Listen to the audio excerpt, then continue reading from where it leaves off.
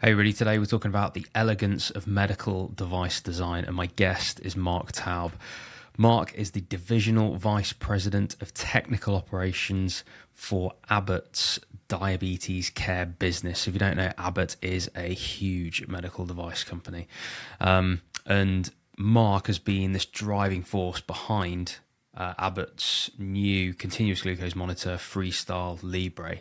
On this episode, I love this episode because Marc indulged me with a little bit of chat about what he's expert in, the chemical makeup of adhesives, no less, but also how the design is built and the elegance behind the processes that lead to a continuous glucose monitoring measurement made out of the interstitial fluid. Obviously, we place it just behind on the back of your arm there. So on this episode, Marc shares his personal journey all the way up to Abbott and everything that he's doing there. And we do talk about the impact that this technology is having on real people's lives. So hope you enjoy it. So, Marc, it's an absolute pleasure to have you on. How are you doing? Terrific. Thanks, James, for having me here. This is great. I'm looking forward to this. Excellent. You're very welcome, sir. You're very welcome. Whereabouts are you speaking to us from today, Marc? Where are you based? So I am from the Abbott Diabetes Care offices in Alameda, California. So in sort of the northern part of Silicon Valley. Here it's a little bit sunny outside my window. Yeah. But I did spend 3 years in the UK. Oh, did you? Whereabouts were you in the UK? Well, I was living just outside of Oxford. We have really an incredible site in Whitney, so about 20 minutes outside of Oxford, and it was fantastic. 2015 through 2018, sort of my little piece of living in the idyllic English countryside. It was really amazing. Absolutely, none more idyllic than Oxford, particularly. Beautiful part of the world. Oh, that's lovely. And I imagine in California now. You mentioned that it's sunny outside. Thanks for that. It's really not here. We've had our week of summer. So, as you know from being here for 3 years, it doesn't last very long. But as I say, Marc, absolute pleasure to have you on. Really looking forward to getting into this. The way that we start these is to ask you to tell your story. So obviously a heck of a background to get you to where you are now. So tell us all about it. How do you get to be the leader in Abbott that you are now? Yeah, so I really like to tell people that I'm on my first job. That really my first job at a grad school, and I studied material science and engineering.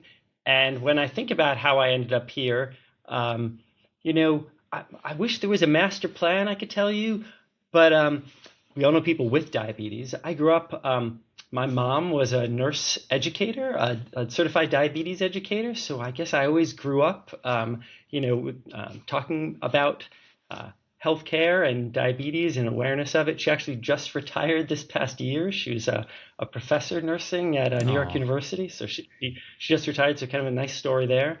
And then, in college, one of my best friends, freshman year, was diagnosed with diabetes. So, all these little bits shape you along the way.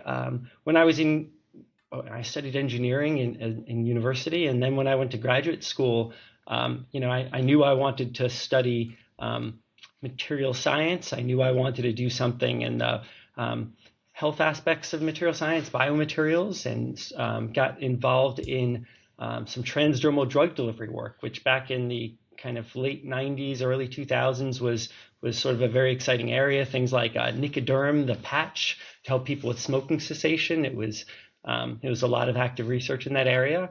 And then I ended up, when I finished after 5 years of graduate school and I was starting to look for a job, I had, I sent my resume around, and my research was actually the adhesives that you use to attach transdermal drug delivery devices to the skin, and then the mechanical properties of skin itself. So quite esoteric, and as PhD projects often are, they get quite narrow. And when I had been looking for work, I had reached out to a company called TheraSense, and I spoke to them, and they said, well, you're kind of interesting, but what you do is so specific, I don't know if we have any need for that. And then I got a call back sort of a couple of weeks later saying, actually, that's exactly what we have a need for. We had at the time So continuous glucose monitoring was in its very earliest days at that time, and they had a product in development called FreeStyle Navigator, which is the predecessor for FreeStyle Libre, and I'm sure we'll talk more about that. And they're trying to get it to stick on the body from 3 days to 5 days at the time, and I came on board to help with that, and I sort of never looked back. It was TheraSense ended up being acquired by Abbott in 2004, so I have nearly 19 or 20 years experience with Abbott, and it's depending on when you start counting. And I've really had just these tremendous opportunities being part of this really nascent field of continuous glucose monitoring, sort of being at the right place at the right time, and at the the cutting edge of this amazing technology that now FreeStyle Libre is used by 4.5 million people to manage their diabetes. And it provides people, they wear a teeny tiny device on the back of their arm, and it measures their glucose readings every minute, sends it wirelessly to their smartphone or a reader, alarms them when their glucose readings are high or low, and lets them help them manage their diabetes. So it's been just an amazing ride. And now I mentioned I spent 3 years in the UK, sort of in the early days of Libre. That's where we actually it's one of the places where we build the actual sensor. When we think about the sensor, there's a little tiny sensor tail about the width of 3 human hairs that's just under the skin, and it's what measures the glucose values. And we make that in the UK, and spent 3 years in that site as we were essentially transferring and ramping up FreeStyle Libre manufacturing to that site. And again, an amazing experience. And now to see the kind of the difference that this product is making people's lives. And we've introduced multiple generations of the product now, adding features along the way, adding connectivity to digital health tools and apps and cloud capabilities, that it's just it's been so fulfilling to watch how this product has grown and the difference it's made in people's lives. That's an awesome story, and I am going to indulge myself here because I think that it's fascinating that you can study biomaterials and do something at the level of designing the adhesive to stick to the skin, and therefore needing to understand the properties of skin. And this, I suppose, really complex biology, and quite literally biomaterials then to go on that biology, that can then make what might be perceived as quite a small difference, making something more sticky, frankly. But what that actually means practically, when you follow that through to the impact of patients, is that the patch will stay on for 2 more days. That drug can then be delivered over those 2 more days at a more continuous concentration that will have such impact on the patient with less side effects. Like, there's all these things that you can tie to the impact of studying a biomaterial to essentially just make an adhesive stick for a couple more days. I don't know if you can remember much of that project and that write-up, but can you tell me something interesting about that? I mean, what was that? What were you actually doing? What's the science behind that? Like, what adhesive is it? Like, how do you even do that? Tell me something interesting about the bioengineering of the materials to stick stuff into the skin. Sure. Well, thank you for that question. I don't get enough chance to talk about this. Yeah, right. Yeah. So the adhesive is something that people really do take for granted. It just has to work. Yeah. But getting FreeStyle Libre to last for 14 days was a critical part of being able to deliver the product and to make it available as broadly, to deliver it, make it as accessible as it could be, to deliver it at the price where it could be in the hands of so many folks. Again, FreeStyle Navigator, when it was first launched, was 3 days. We launched as a 5-day product. Early in its development as a 3-day product. But achieving 14 days, and this was at a time, I mean, there really aren't, I can't think of really any other on medical devices that are worn on the body for 14 days. And, especially when we first launched this product. And, there were a lot of people who questioned if that would be possible. The stratum corneum, the top layer of the skin, it's regenerating, and the cells last about 14 days. Your stratum corneum, replenish itself. So there were lots of questions if we could do it.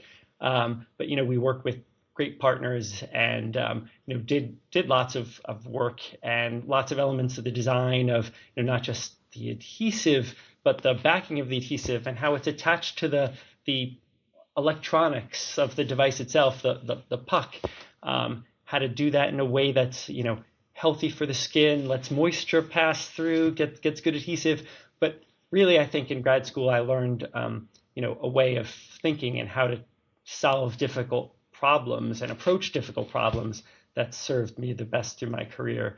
I studied fracture mechanics, and the human skin and adhesives was that was the project in which I applied that work. And there's multiple layers of the skin, and understanding how those layers adhere to each other and how they dissipate energy and bond to each other. But it's really in grad school I learned how to digest a problem, how to define the problem, how to solve it. And I think that holds you well, as an engineer through all aspects of, solving difficult problems. And if you think about continuous glucose monitoring, there's more than a handful of them. Skin adhesive is a great one, but, getting a sensor that can accurately measure glucose for 14 days, for all people is a challenge. And, I think we've done amazing things there.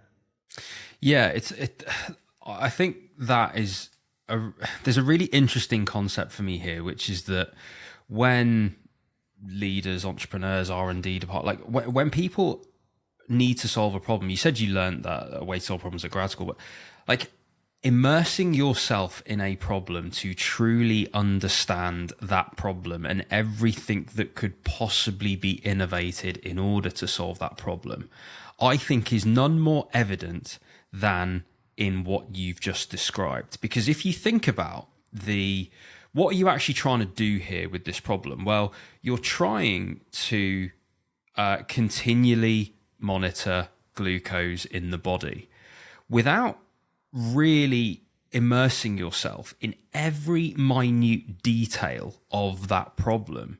You may not get to the point of even questioning, the eyes of a beginner, etc. Thinking with the eyes of a beginner to even question, could we make this adhesive last longer?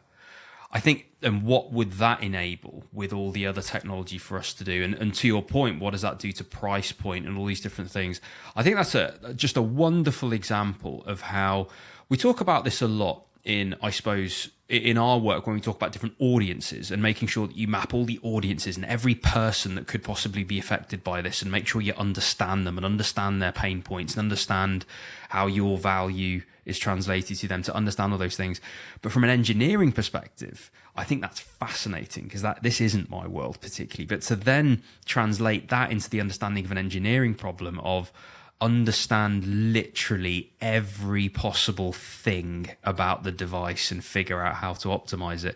It's funny, I actually heard a podcast recently of I think it was Elon Musk indulging himself with an engineer just talking about the engineering behind the Tesla car, and you can hear how literally every single, in fact he talked about adhesives for one bit of it, and how he wanted to even make sure that the adhesives were re-engineered as much as possible to fit the use and all that kind of thing. It seems fascinating to me that you can go down to that level and make impact and continually innovate. I think that's absolutely wonderful, and to obviously use that mindset to get to the point where you are now with Libre, it's incredible the amount of engineering that must be behind it. But to go back to you and your background, so that mindset and that engineering start, obviously then the diabetes is surrounding you at this point with your mum, your best friend. You've got this education around biomaterials and engineering. Was it that you were sort of attracted into diabetes and really wanted that, or was it a happy coincidence, or do you believe that what you put out, the world delivers to you? I mean, how do you think of that? What's your framework for, I suppose, getting that dream job in inverted commas? I don't think it was my master plan exactly, but it does feel like the universe funneled me in this direction. Absolutely. And then, you talked a lot about understanding the minute elements of what people's needs are with these products. And I mean, we do that. We really try to understand what people with diabetes, the challenges they have, and how we can create products that meet their needs and help them manage their diabetes in their lives. I had a boss when I was just a young engineer. I applied back in 2006, so early in this journey, and he said, it would be really good if you went to diabetes camp for a week. So I don't know if you know about diabetes camps. I don't know how popular they are in the UK, but in the US, they're kind of an opportunity for young kids who maybe don't know someone else with diabetes, someone like themselves, and they go to camp for like a week, and they have great medical care. They're often associated with these great kind of university hospitals. And I volunteered for a week at a diabetes camp in the Santa Cruz Mountains, so 45 minutes away from here or so, with some Doctors Bruce Buckingham and Darrell Wilson from Stanford University. And I spent a week with like a cabin of, I don't know, 8-year-old boys who were learning to give themselves injections for the first time and count carbs and get comfortable with their diabetes. And it was an overwhelming experience, sort of learning and just seeing what they were going through. And this was in the early days of we didn't have a continuous glucose monitor on the market yet, but it was in clinical studies, and I think some of them might have been wearing the device in these direct net pediatric studies that were going on.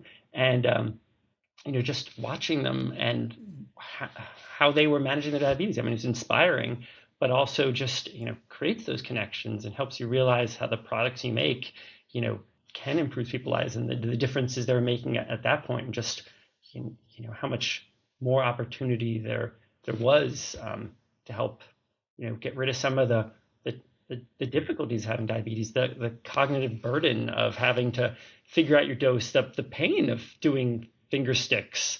For people with diabetes, you could be testing your blood sugars 4, 8, 10 times a day. We used to go, I would follow the doctors around at 2 a.m. when they would go and test the blood glucose for the kids who went to bed maybe a little bit low. So at 2 a.m. they'd set the alarm to wake up and test the kids. So just an amazing experience that helps reinforce the need for a continuous glucose monitor that gives a parent the confidence to be able to put their kid to bed knowing that they're going to wake up with an okay glucose, and if the glucose goes low, they're going to be alerted in the middle of the night and be able to wake up and give some carbohydrates, give that orange juice, but more importantly to help them go to bed with the right glucose level to hopefully prevent that from happening. But just the peace of mind and the confidence that comes from having these technologies that are always watching your kid and helping keeping them out of a troublesome situation. Yeah, there's some interesting words and concepts that you mentioned there. Actually, a lot of those challenges that you just mentioned, I think, perfectly demonstrate the need for continuous innovation, i.e.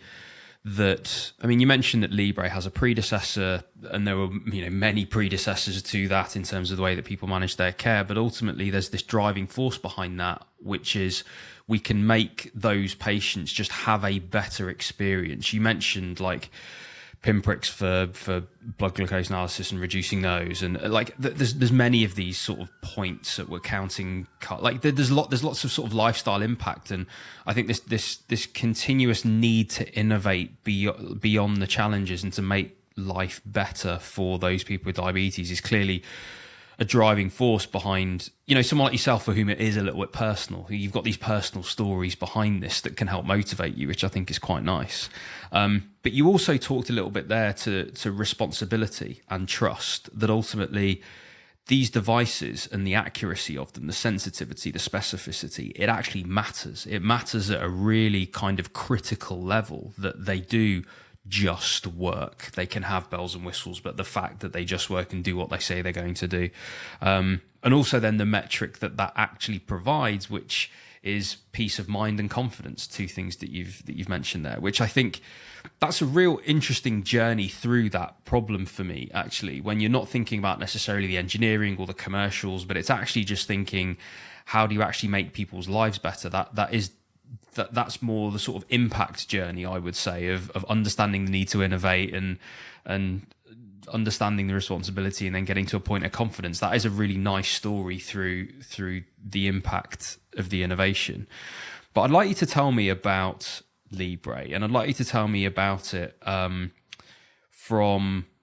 tell me about the engineering and the technology behind it. You mentioned some of it there. You mentioned the 3 human hairs in the width of the sensor. You've mentioned the adhesive, which we've talked about.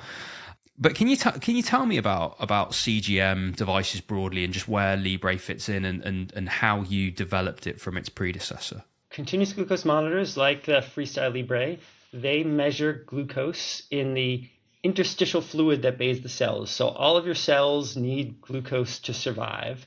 And whereas when you do a finger prick to get your glucose value, you are getting a drop of blood and looking at the glucose level in that drop of blood.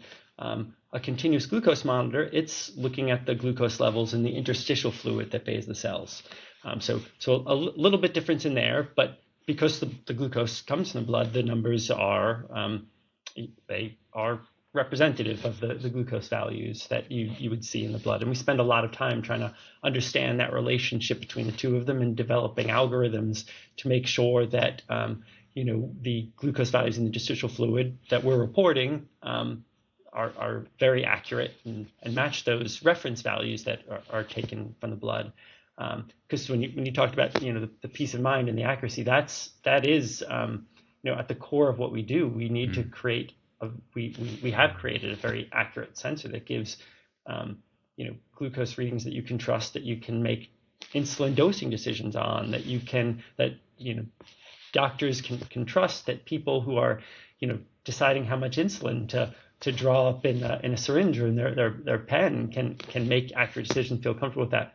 But essentially, there is a small sensor tail, again, about the thickness of 3 human hairs, and there's a little bit of chemistry on that, an enzyme called glucose oxidase, and it reacts with the glucose in the interstitial fluid, and we're able to generate a current on that sensor that we can measure that's proportional to the amount of glucose. So if there's more glucose, we measure higher current. If there's less glucose, we measure less current. And then we are able to calibrate that sensor reading based upon some work we've done in manufacturing and understanding the relationships of the performance of our sensor. And we are able to present a glucose reading to you. So there's inside the device that's about the size of a couple of pennies. And I've got one here. Maybe I can grab that. Hopefully that wasn't too bad. So this teeny tiny device that you'd wear on the back of your arm, and again, about the thickness of 2 coins, about the size of a coin, you wear it in the back of your arm, and it has Bluetooth in it, so it's sending those values every minute to your smartphone or a reader that we make available. It has NFC in it, so like the Apple Pay technology that you use to buy your coffee at Starbucks, that allows you to activate the sensor, pair it with your phone, send all the Bluetooth secrets over to give you an accurate and reliable connection. So all of that technology, wireless communication, NFC, Bluetooth, the processor that allows this, the battery that powers this for 14 days, this electrochemical sensor lives in this teeny tiny device, and we have teams of software engineers, embedded device engineers, electrical engineers, mechanical engineers that work on the insertion. The insertion for these devices is critical. How do you apply it in a way that's painless and easy, and that users can do without thinking of every 14 days? You essentially apply it as a very simple applicator. You essentially push it onto the you push the applicator down, and it attaches the device to the skin. It gently and carefully inserts that sensor tail under the skin, and then you peel it off like a Band-Aid at the end of 14 days. So every aspect of the device was designed to be easy to use, that it could be done with really no training. These devices are something that you get, and you need to be able to use it essentially right out of the box. So there's a little tutorial that walks you through it in the app or the reader, but you apply it yourself, you activate it yourself, you get the glucose readings, and they're designed to be very easy to understand. And we tried to, from the beginning, we were trying to design FreeStyle Libre as a blood glucose meter replacement, that it wasn't designed to be like a niche product as some of its predecessors was, but to be really a widely available product that could be understood by really all people with diabetes. So not just the super technical savvy folks who maybe earlier generations of products were, but that it was going to be easy to use and reliable. And a key part of that was getting rid of user calibration. So earlier devices required you to calibrate the sensor readings with finger sticks. So you'd have to do two finger sticks a day, for example, or the early FreeStyle Navigator, the predecessor, was 5 finger sticks over the 5 days of its wear. And that, added complexity. You had to do finger sticks at the right time. If your finger wasn't clean or your technique wasn't good and you got an inaccurate finger stick reading, then that would affect your sensor readings over time. So it was a key element for us to be able to develop the first factory calibrated device where out of the box, it gives you accurate glucose readings. That was also an important part in making the device affordable and broadly accessible. That if you're trying to offer a device that's a continuous glucose monitor that's roughly equivalent to the price of finger sticks, it's hard to do that when you need finger sticks to calibrate it. So we spent a huge amount of time on the manufacturing of the device. So not just the design of how it works, but the design of all the components were made in order to be able to make it at high volumes in a very accurate and reproducible way. So that way we could make it and be able to calibrate in the factory and didn't require you to calibrate it at home with blood glucose measurements. So, really all aspects of the device, again, from the design through manufacturing, were done sort of concurrently with this vision in mind of how to get this highly accurate, reproducible sensor in something that would be simple to use, small, widely accepted, and then it could be offered at a price that would make it, reimbursed. We have great stories. It's in, FreeStyle Libre is in more than 60 countries. It's reimbursed, I think in more than 46 of those countries now. And we see, an increasing wave of reimbursement for folks, not just people with type 1 diabetes, who are required to take, insulin multiple times a day to manage their diabetes because their pancreas doesn't produce insulin anymore. But even, type 2 diabetes, folks on multiple daily injections on basal insulin, even earlier and earlier in the type 2 diabetes progression, there is, increasing understanding that devices like FreeStyle Libre provides you information that you can use to better manage your diabetes. You can see how your meals and your exercise affect your glucose readings and make decisions that improve your health. And, we've done outcome studies and we've done meta-analyses and we have lots of real-world evidence. And, this device is widely used in these, national registries. And, there's just this growing body of evidence that people who use continuous glucose monitors are able to achieve better control of their glucose and better outcomes, more time in target glucose ranges, reduction in A1C, reduced hospitalizations, improved quality of life. Those insights that you get from your body about how your diet and exercise affect your glucose and your health and wellness has really helped drive our introduction of continuous glucose monitors in the health and wellness space. So you mentioned about consumer biowearables. So we're excited about, we talked about FreeStyle Libre for people with diabetes, and we're about to launch the Lingo brand of products for health and wellness for people to, for consumers to manage, to understand how their glucose values affect their diet and their mood and their sleep, and how they can, with a window into how their glucose affects them, they can help change those aspects of the lifestyle and have good visibility and seen improvement in their health and wellness. Awesome. It's a heck of an education that into how to build a very important and widely accessible medical device.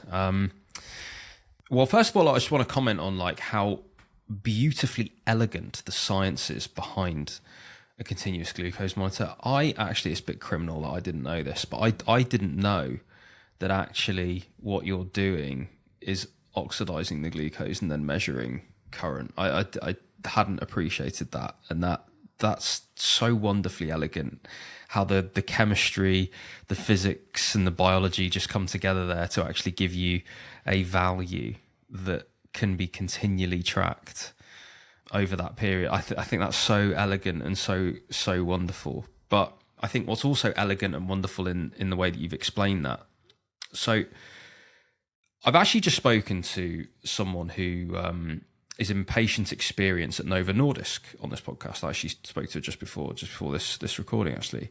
And it's interesting to me how you and how she have talked about how important the patient experience is when you're considering innovation. And what you've talked about there, you mentioned quite a lot of things that you considered very, very intentionally to make the experience for the patient better in terms of the way it's applied, in terms of the way it stays on the skin, in terms of like lots of things. Like the patient experience is really important. What is the driver behind that for you as a company? Is it competition in the market that's going to drive you towards that in part? Is it a more intrinsic driver? And I know, of course, the answer will be in some part, probably both of those things and probably more intrinsic, but it seems to me that it's a really big deal. And obviously that's wonderful. It's great because it seems like so many devices that we encounter in hospitals are designed by people that have clearly never had to have them used on them. And there's a big hangover from devices made probably almost 100 years ago. But it seems like here in this space, particularly in diabetes, there's rapid innovation, and there's just a real cohort of companies and people and innovators that really just care about the actual patient experience here. I'm just trying to understand the drivers behind this. Can you shine some light on that for me? Because I'm wondering how this can be scaled into more disease areas or more medical device areas. Yeah, James, that's such a great question. So we are this amazingly intimate device that you wear on the back of your arm, for 14 days, maybe every day of your life. And, it is on you. It is measuring your glucose readings. It is helping you figure out what to do to manage your diabetes at all the time. And we are at this interesting space where it's a medical device, but it's this very consumer product. It's it's on your smartphone. It's you can in some countries you pick it up in the pharmacies in the druggist. You pick it up like that. It is this amazing consumer product that is a medical device, and we've taken influence from sort of the best of both of those worlds. We understand people with diabetes really well. We have a long history there. Before we made continuous glucose monitors, we made glucose test strips and understood the needs for people with diabetes, incredibly well. And we spend a lot of time trying to, understand who that person with diabetes is. Well, and there's not one person. There's this incredibly heterogeneous group of folks, but sort of dissecting them and understanding what their needs are and developing products that help address those needs. And at the core of diabetes is measuring and controlling glucose values. And FreeStyle Libre, we designed it to be really simple and elegant and again intimate, that you're wearing it, and it is part of your life, as small a part of your life as we can make it, but it's something you have a relationship with. I love going online and seeing people, holding up their phone showing their glucose values and their traces, or they're, posting, pictures in their wedding dresses wearing their FreeStyle Libre sensors, proudly on the back of their arms. It is this just kind of amazingly intimate experience that people have, and I think we take the responsibility of that very seriously, and it's made us design these products with that user and the relationship with the product really carefully, always at top of mind. Yeah, I think what you're talking about there actually is, when we think about sort of the why, is so consumers have choice there. And I think consumers therefore have choice in how they want to manage their diabetes. And it's that choice that means that if you have the most user-friendly, the most joyous, the easiest to use, most accurate, etc. product, therefore, because the consumers have choice in where they go and where they put that money, they can make a decision that is going to influence then the engineering of the product, frankly, to make it the best it can be in the categories that are important to those individuals, because they're the ones with choice. And I think that's a really important point, I think, about consumer wearables, which is that just simply the model of the people making the buying decision are also the user. I think that's a really important point to mention. That drives innovation. And I think one problem that I've got with hospital systems, and that we've got in the UK in secondary care, and the way that devices are procured for us here in the UK, is that the buyer is not the person whom the machine is used on, the device is used on, the software is used on. And when you divorce the buyer and the user, then actually the buying decision is not one that's housed in what's most appropriate for the user. And that's what I struggle with economically with a more kind of system and hospital system and level economy. Whereas here, when we talk about consumer wearables, we can see it. You see the innovation, and you can feel like the positivity around all these engineering decisions around the adhesives, and engineering decisions around like how thin that needs to be, in the process by which it is just applied to the body and where it is applied, and all these things. This can have a huge impact because it really matters where those individual consumers are going to put their buying decision, and so this has to be taken into account. And as you say, that clearly affects not only the ease of use and the user experience, but also the quality and the accuracy and things like that, which is why I think that the innovation that has taken place in continuous glucose monitoring, far exceeds that of, speculums or things like that, which are the same as they've been for 200 years or whatever it is. Like, it makes way more sense. But yeah, I don't know if you've got any reflections on that, Mark. That's just me ranting about something that gripes me, to be honest. No, I think you're exactly right. Consumer choice does play an important role and helps drive us. Making the device small is a big engineering challenge, and my team was driven on that. For FreeStyle Libre 3, we wanted to be as small as we could possibly be, and the device it's less than 3 millimeters thick.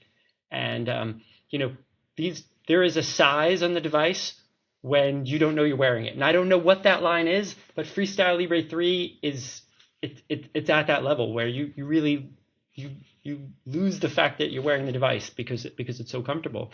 But it's not just consumers, and now that's true. But early in the days, it also needed to be accepted by the healthcare providers, by the doctors and the nurses, that the device would be easy to use and easy to integrate into the healthcare practice. That, as a physician, you don't have time to train folks on these devices. You don't have time to understand the vast amounts of data that these continuous glucose monitors bring in if it's not synthesized in a way that's useful. In the early days, we used to call them these spaghetti plots. People would come in and they were just these traces, bunch of sort of overlaid traces on top of each other. And, engineers, doctors would look at them and say, well, I don't really know what to do with all of this. To go from, sparse logbooks that maybe people filled in the parking lot, of the surgery, kind of making up the numbers that they had or hadn't tested, to like having these like dense strings of glucose traces that sort of highlighted all the wrong things. You'd look at the one trace that's a little bit high because it stood out, and not like what does most of the data look like? So we worked very closely with folks like the International Diabetes Center and folks like the Joslin Clinic to come up with reporting approaches where we can take these vast amounts of data and synthesize them. Things like the ambulatory glucose profile, which sounds complicated, but it's a way of looking what a typical day looks like. How does your median glucose trace look like? And what is your bands and your 5 and 95% glucose ranges? So it highlights what does your average glucose look like? What do the extremes do? And brings your attention to where problems are. And we've developed reports that sort of break the day into the different meal times and night times and highlight areas that as a physician or a healthcare team you should be looking at, because here's a time where they have a tendency to go low or a high. So we've spent a lot of time trying to make the data tractable, make it so that as a healthcare provider you can understand it, you have the expertise to do that, but just make it easy and that it works within the physician workflow, that you don't have to spend you don't have a lot of time. We hear that with every healthcare provider we talk to, how little time you actually have with the patient. So how can we make that as meaningful and give you reports that you can sit and show the patient and highlight areas. But it's also interesting that we know in our studies, in a lot of our studies, they have a blinded portion of wear, where someone in the study is wearing the device and they can't see the glucose readings. They have a device where we essentially mask the glucose readings, and then we give them the second sensor and we unmask it and they can see the glucose readings, and we see a huge difference in their management of diabetes, like instantly when you unmask a device. That people, when you give them access to glucose readings in this painless way, in a way that's easy to understand, with continuous glucose monitors, with FreeStyle Libre, you see your glucose reading where you are at that instant. You see your last 8 or 12 hours of glucose history on the graph, so it tells you how you got where you are, and it gives you a trend arrow which shows you which way your glucose is going. So it kind of gives you all the information you need, and with that information at their fingertips, at their disposal, people do much better, like instantly. Like as soon as you unmask the sensor, they have an understanding. I mean, the world is revealed to them. The world of their glucose and diabetes is revealed to them in a way they haven't seen it before. So it really, you talked about customers and consumer choice. It's, we have lots of customers. It's the healthcare teams. It's the payers. If it's if it's the NHS, if it's in, commercial insurers in the United States. But it is also that end user, the person who's buying a device and wearing it every day to manage the diabetes. So we think about all of those customers along the way, and that's probably isn't true of the speculum manufacturer. Although I have to say, I was at a conference at Stanford just last week, and there was a new design for a home sort of a home collection device. So not quite not quite a speculum, but a really elegant way to be able to do some of those tests at home. Wow. I want to get them on the podcast too. That's very interesting. Well, it sounds like the next frontier, doesn't it? And this is interesting to me, that the next frontier is not only the engineering of the device, but actually now with digital, it's the data that's coming out, and it's how that links to the advocacy of the individual, the self-management, it's all of those things now, isn't it? And I think that is a new frontier that has a ceiling well beyond where we are now, in terms of all the things that can be done, all the AI machine learning that can be done to clean those signals, discern the actionable insights, as well as, I suppose, the theories behind what the lifestyle should be, what the diet should be. There's all the combination of all those things now will be, I think, a constantly moving line of innovation, which it sounds like you guys are very, very well equipped for, in terms of not only understanding that is the case, but actually well on the way to realizing it. What have you learned so far, just out of interest? I mean, what have you learned so far with this continuous stream of data? And obviously, we're over the initial panic of like, oh my God, that's too much data, I don't know what to do with it. And, there are now signals being cleaned and there's insights being given and all that kind of thing. I mean, what have you learned? Where do you think this is going, like in terms of this stuff? Are there any sort of key elements that have popped up initially with this side of things, in the innovation of this side of things? Are there any sort of key learning points that you've had? Well, I think it's true on so many levels. I think personally, when you look at your continuous glucose trace, you get all sorts of insights about what. I don't have diabetes, but I've worn a continuous sensor before, and the understanding of what happens when I skip a meal and if I skip breakfast and skip lunch, and then the spike I'll get with my dinner, where if my mood does change and it's related to my glucose. I wish I had it. When I'm short with my kids, I wish I had my my CGM in front of me and I could see, was it really my kids, or was it that I need to do a better job of sort of managing my diet? But I think really this technology offers huge capabilities. You kind of hinted at it, that as we generate more data linking therapies, linking glucose traces, linking populations, can we give recommendations to healthcare providers that say, for a patient like yours who has glucose control like yours, here's the therapy that you might want to consider. Now, we're not looking to replace the physician in this, but can we make their physician's job a little bit easier and help them, get more confident in maybe making a more aggressive change in therapy, because there's, this enormous body of data behind it that says, what you were thinking about doing and maybe you wanted to take 2 or 3 or 4 steps to get to, that here's data that supports for that patient, that's probably the right therapy decision to make. And you have the confidence that because they're wearing a continuous glucose monitor, that, you're maybe a little quicker to be more aggressive on a therapy change that will bring, better results for them. So we think there's great opportunity for AI in that space, for help giving guidance to physicians, to the healthcare team about how to adjust therapy. We think there's, for that person with diabetes who's managing their diabetes with insulin, we work closely with insulin pump manufacturers and with closed loop providers. We have in Europe we have a close collaboration with CamDiab, which is a company from Roman Hovork out of Cambridge University that has a closed loop algorithm that lives on a smartphone.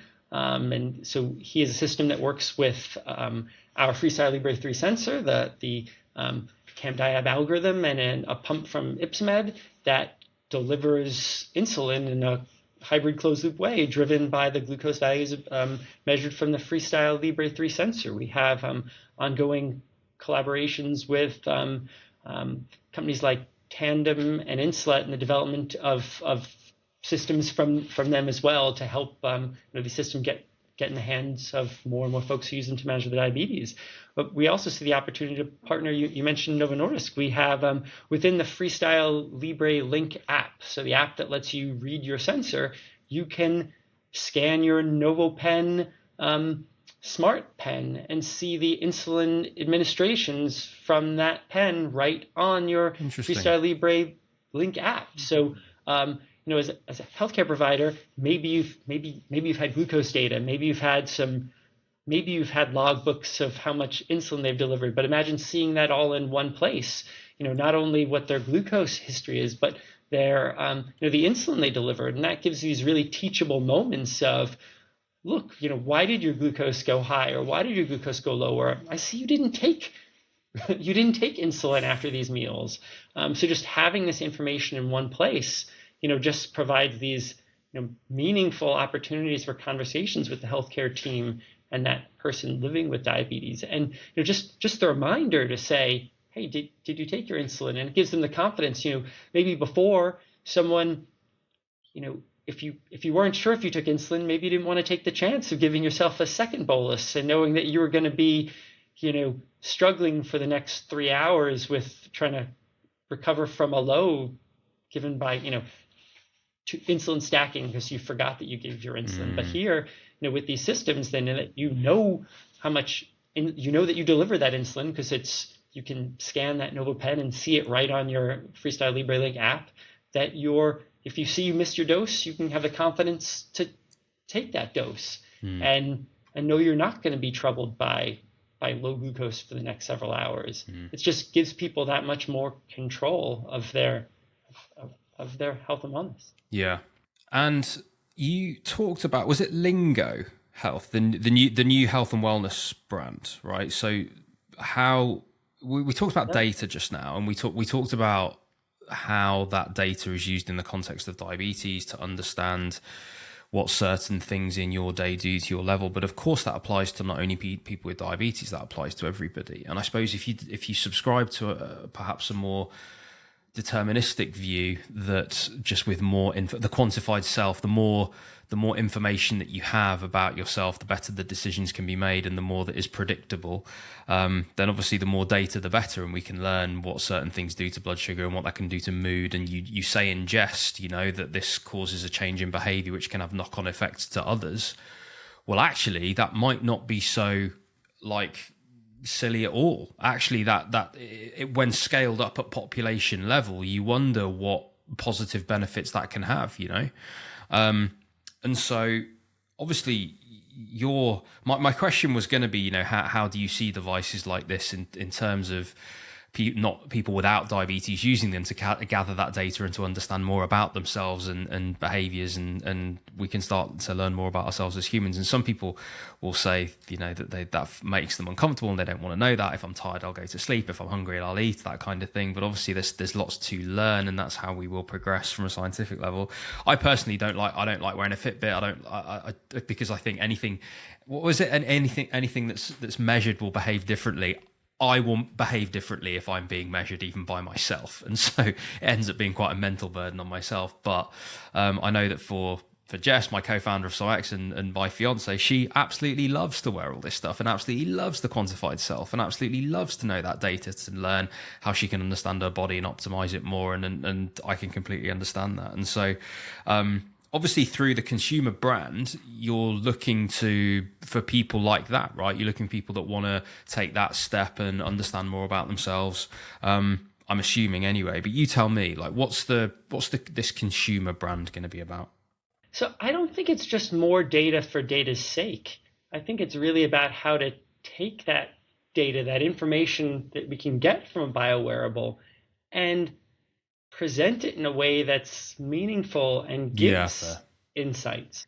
So we're spending a lot of time, and we really understand for people with diabetes how to give them glucose information in a way that they can get the insights that they need to manage their diabetes.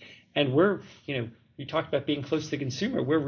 This is an area we're doing a lot of research and trying to understand really well how to take glucose information, how to take ketone information from our biowearables and present it in a way that lets people get the unique insights that you can only get from a device like this. And to be frank, we're excited about it. There's a lot of pent up demand. I can't tell you, there's so many people with diabetes, but when I talk about Lingo, that's when I see people's eyes light up. And I have folks reaching out to me saying, how do I get involved in Lingo? And it's amazing, because I think people see these technologies, they kind of understand continuous glucose monitoring a little bit, but I think we all kind of have this intuitive understanding that what we eat is so much of who we are, and how can we understand that better? And that there are certain meals where after you eat it, you're exhausted, or you have better energy. How can you get better insight about that? How can you sleep better? How can you maybe manage your weight better? How can you change your mood? I think there's a lot of interest in that. We talk about glucose, we talk about ketones a lot. We talk about lactate for Lingo. The ketogenic diet is very popular these days. It's a hard diet that you don't have to eat. So people who don't know, ketogenic diet is sort of a very low carbohydrate diet, or exceedingly low carbohydrate diet. And when you avoid carbohydrates, your body burns fat for energy, and that creates an elevated level of ketones, ketosis. And if you're on a ketogenic diet, that's a desirable state to be in ketosis. But people don't know if they're in ketosis or not, and they don't know if the little snack they had took them out of ketosis. So a lot of people stop a ketogenic diet because they find it frustrating. They don't lose weight because are they actually in ketosis? Well, with a product that measures your ketones and reports it to you, you get that immediate feedback. Are you achieving ketosis? Are you in that desired state where your body's burning fat? And then you know it, and then you start to see the positive feedback of hopefully you're losing weight or achieving what your goals are, and then you get that sort of virtuous spiral, and that's something that you wouldn't really be able to see without a sensor that measures your ketone levels. So that's one aspect. And again, for glucose, I think there's similar things. There's lots of data out there about people whose glucose, they have greater variability, and if their glucose dips lower after a meal, they're more likely to consume more calories after that, in the next meal. So what can you do to keep your glucose levels in a tighter range, again, even for people without diabetes? And I think we're all sort of intrigued in how knowing more about your body and what you're doing can help you make better choices, or choices that are personal for you along the way. But again, it's all about taking that data that comes from the biosensor and the biowearable, and presenting it in a way that lets people get that information easily and be able to take meaningful insights from it. I think that's a really good point. I think the points you made are excellent there. And actually, the phrase I like is that it's not data for data's sake. And it's a frontier of human knowledge. It's an area of knowledge that we don't have, that we will gain through people doing this. We will learn what certain behaviors and activities to do with food and otherwise affect our glucose levels, which in turn affects our behavior and thoughts and feelings and emotions. And we will learn that through this exercise. That knowledge will be added to our species. I don't know, it'll be added to us, but we will then behave differently as a result, as we have done for thousands of years with more and more information. So I love that. And I love how that really falls into, well, at the end of the day, it's, as you say, it's not just about collecting data for the sake of it. It's actually moving us more to this preventative health model of how do I just continually optimize my health? Just how do I make the good decisions, or at least tell me what the good decisions are? And this is how we get to more of that knowledge. So I think it is really interesting from that perspective. Is there anything else you wanted to cover, Mark, just out of interest? Is there anything particularly that we haven't touched on yet that you wanted to bring up or mention? I think we've touched on a lot of the topics here. To me, I think it's just really important that your listeners understand that the biowearables, that they are this new frontier for people with diabetes. They've demonstrated how well people can use the data that's available from products like the FreeStyle Libre to help manage their diabetes, and that there really is the potential now for these products to offer this unique insight into health and wellness for people outside of the diabetes space as well. When we developed FreeStyle Libre, we knew it had tremendous application, that it was a platform that it could be used for people with diabetes, that we had visions that someday maybe it could be used for people with outside diabetes, and where that's starting to come to fruition now. We think that there's lots of other opportunities in healthcare as well, that there are other medical applications for continuous monitoring, and we have very active programs looking at other medical applications for continuous monitoring too. Where are things that, as a physician, you probably have lots of ideas for things that you could monitor every minute, that you would get unique value of. That there's so many tests that we do today that are limited to where you can do them. Can they only be done at a hospital? Can they only be done in certain locations that move around frequently? And maybe in the hospital you can do it every 4 hours or every hour. But what if there was information that you could have at the nurse's station every hour, providing you alarms when it's crossing certain thresholds?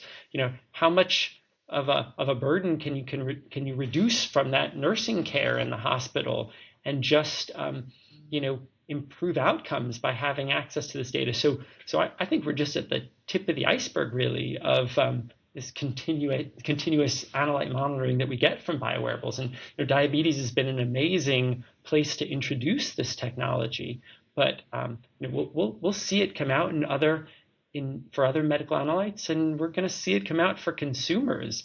And I can't think of a better place to be right now than the job I have, where it's taking these sort of crazy ideas and understanding the needs of consumers and healthcare teams and payers, and figuring out how we can create these products that are going to continue to change just how healthcare and health and wellness is done. So one more final question from me, final proper question from me before we wrap up.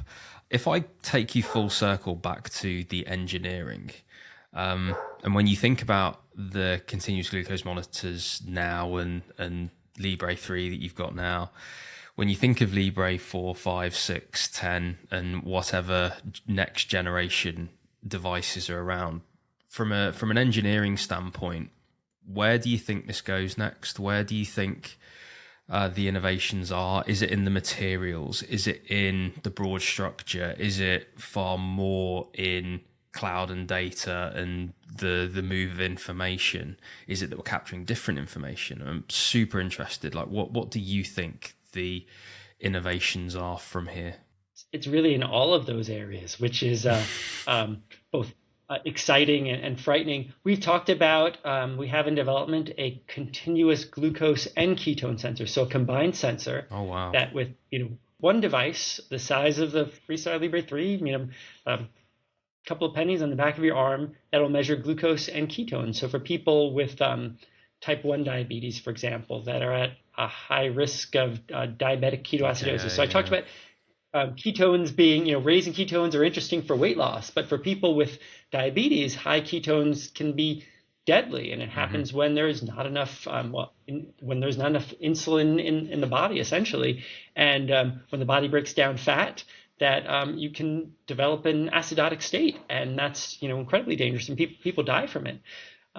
So we think a product like that is very exciting. Again, get tremendous feedback from endocrinologists, from physicians, about the value of being able to measure ketones as a safety system, like airbags in your car. You hope not to use it, but to have information about ketones in advance. So for pregnancy, for pediatrics and adolescents, for people on pumps where there can be infusion set failures and you think you're delivering insulin, but you're not, that an early warning through the detection of elevated ketones, preventing diabetic ketoacidosis from occurring, the value of that. But there are interesting classes of drugs called SGLT2 inhibitors that are really exciting and have all sorts of benefits for heart and kidney health, but they can result in something called euglycemic ketoacidosis, where your glucose values can be normal, but your ketones can get elevated. So they're not approved or cleared for use in people with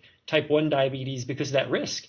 But maybe with the development of a glucose ketone sensor, that pharmaceuticals like that will be available for people with type 1 diabetes. So incredibly excited about this combined glucose ketone sensor, but also on the data side.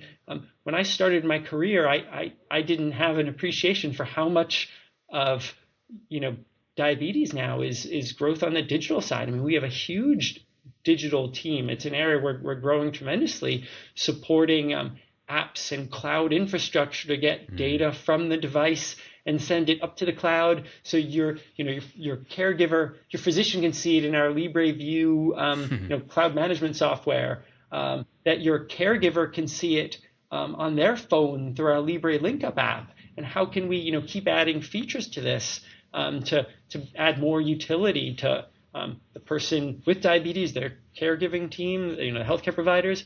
How can we get better insights for as we move to earlier and earlier in the type 2 diabetes disease progression? How can we present the data and give more meaningful insights for people who aren't titrating a dose of their insulin or other medications? How can we, give them insights and link meal data to that and exercise data to it? There's a lot of work going on there, and it really is, I think, a fascinating space. And again, it's sort of being at the right time in the right place, and with AI, emerging in ways that the world's conversation has been about AI in the last 6 months or 9 months. I think we see the capabilities for that on giving insights to people that was probably never before possible. So, excitement on the device side, excitement on the digital side, excitement, on being able to use our chemistry. And we talked about the elegance of an enzymatic sensor to measure things besides glucose as well.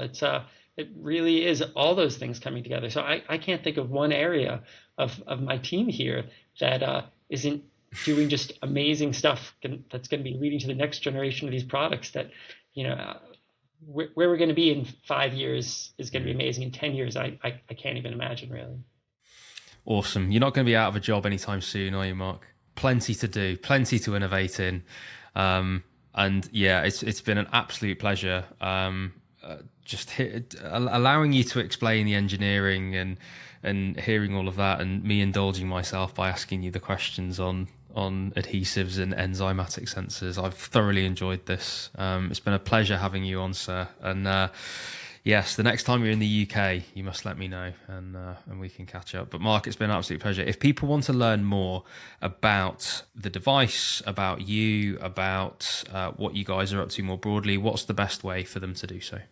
Well, definitely learn more about the device, FreeStyleLibre.com. If they want to learn more about me, I should call my mom, I guess. What a good opportunity this was. But Thanks, FreeStyleLibre.com, they can learn all about the tremendous products that we make here. Awesome. And I'm sure Marc is on LinkedIn, so we'll link that in the description of the episode. So, Marc, thank you. It's been a pleasure. Have a good one.